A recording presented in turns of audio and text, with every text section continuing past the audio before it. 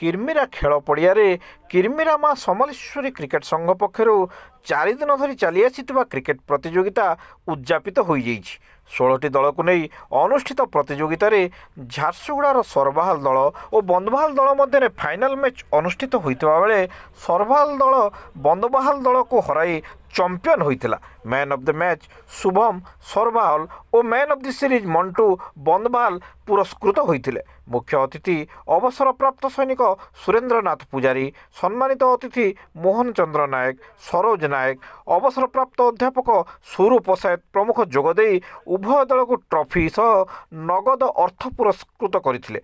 सुनील पटेल, सोनक पुजारी, बिजू नायक, टिमन अमात, शिवा बेहेरा, अजन पटेल, विभूति बेहेरा, रतन अमात प्रमुख उपस्थित थिले।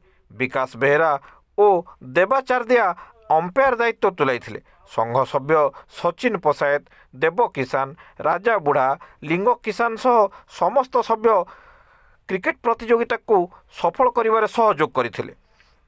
क्रिकेट प्रतियोगिता रे धारा विवरणी अजित पसायत और गौरव दास प्रदान करथिले।